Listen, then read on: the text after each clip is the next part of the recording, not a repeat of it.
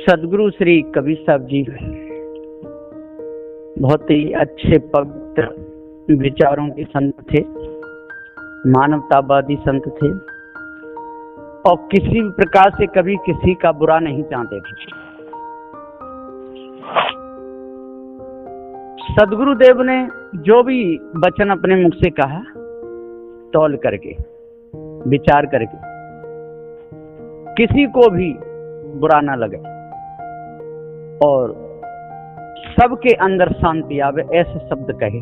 कोई भ्रम है नहीं, कोई भूल है नहीं, कोई भटके नहीं, किसी भी प्रकार से किसी भी मानंदी में लग करके जीव का अहित न हो, ऐसे शब्द सदगुरु श्री कबीर साहब जी के। और कबीर साहब जी ने जीव को भी कहीं जोड़ा नहीं, किसी से ये नहीं कहा कि ये जीव ही ब्रह्म है, कि जीव ब्रह्म में जाके मिलेगा, कि जीव ईश्वर का अंश है या जीव ही ईश्वर है। ये शब्द सदगुरु श्री कबीर साहब के नहीं है।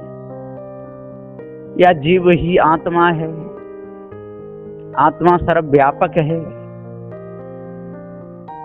उसका ये जीव अंश है, इसलिए ये जीव आत्मा है, वो आत्मा है, वो ब्रह्म आत्मा है।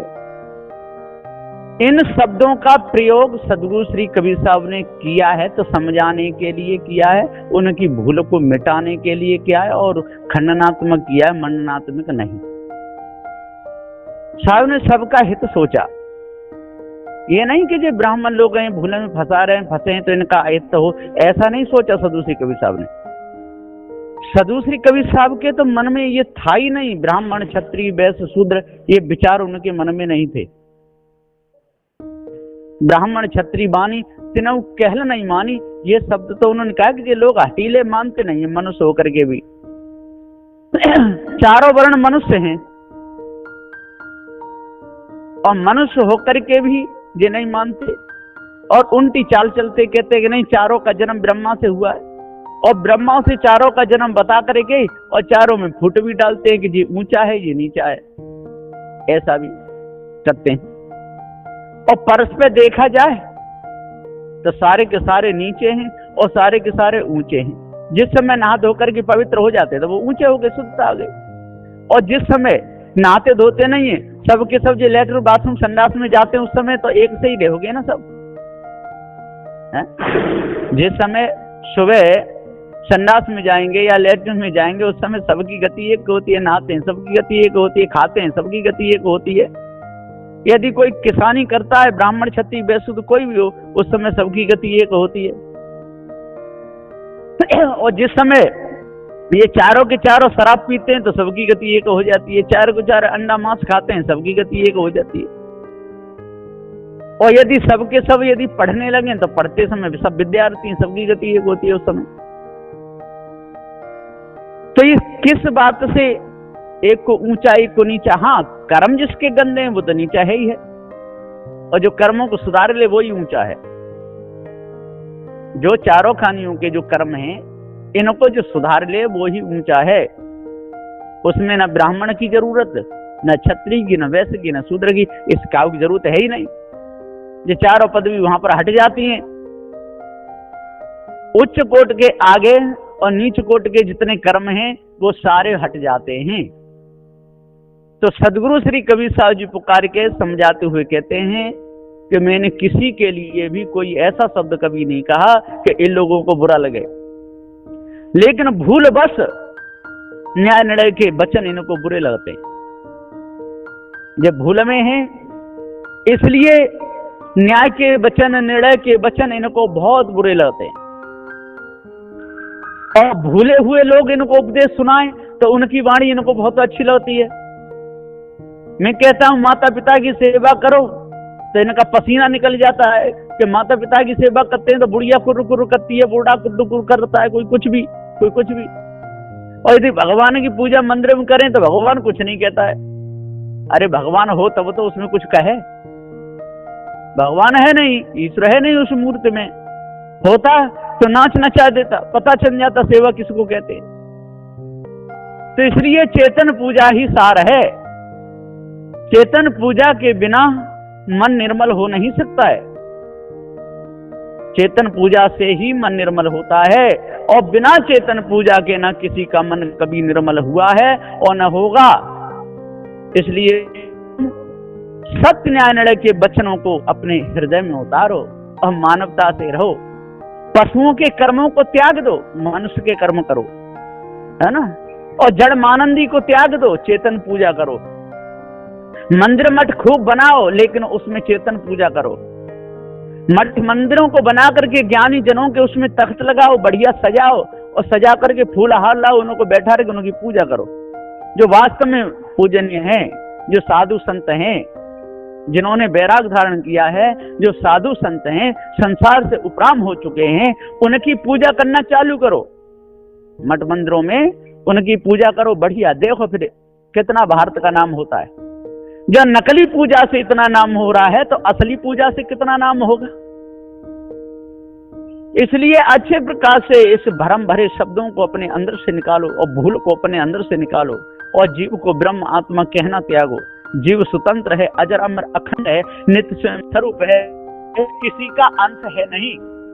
यदि जीव को किसी का अंश कहोगे तो जीव तो मुर्दा हो गया, फिर जिंदा का रहा, है ना। जैसे अगली जब में जुड़ी है तब तक उसका कारभार सब देखने में आता है, और यदि अगली कट जाए तो उसके बाद में उसमें कोई चेतना नहीं रहती अगली में। तो सदगुरुदेव जी पुकार के समझाते हुए कहते हैं कि जब शरीर से अंग भाग अलग ही हो गया तो उसमें चेतन की सत्ता खत्म हो गई। जो हरे वृक्ष से लकड़ी अलग हो जाती है तो उसमें जो हरापन है वो नहीं रहता है, वो तो जड़ है, उसमें जीव है ही नहीं। तो ये तो चेतन है, तो चेतन जीव है। ये अजर अमर अखंड स्वयं स्वरूप है। इसके ऊपर ईश्वर को मानना, ब्रह्म को मानना, ये बहुत भारी भूल है। और जब तक ये भूल हमारे अंदर रहेगी तब तक हमारा मन कभी निर्मल नहीं होगा। तो मन को निर्मल करने के लिए, मन को पवित्र करने के लिए, मन को शुद्ध करने के लिए चेतन पूजा ही है।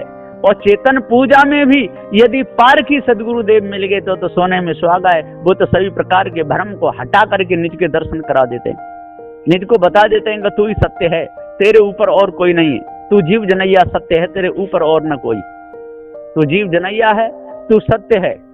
4 वेद 6 अष्ट 16 गुरवन का भ्रम होई, ये सब गुरवन का भ्रम है। इसलिए जो गुमराह करे, जो धोखे में डाले, जिसमें जान नहीं उसकी पूजा करावे, वही तो गुरवा है। अब ऐसे लोगों को बुरा तो लगता होगा जब ये शब्द जाते हैं, तो एकदम उनको बहुत बड़ा झटका लगता होगा कि हमको तो गुरवा कह रहे हैं। पर विचार करो, गुरवापन हटाओ, दूर करो। यदि शराब पीते हो और शराबी शब्द आपको बुरा लगता है कि हमसे ये शराबी कहते हैं, तो शराब पीना त्याग दो, है ना। मांस खाते हो और मांसाहारी कोई कह दे तो आपको बुरा लगता है, तो इसलिए मांस खाना त्याग दो, है ना। और झूठ बोलते हो आप, लोगों को झूठा कह दे तो बहुत बुरा लगता है, एकदम लड़ने झगड़ने के तैयार हो जाते हो, इसलिए झूठ बोलना त्याग दो, तो आपसे लोग झूठा कहना त्याग देंगे, है ना।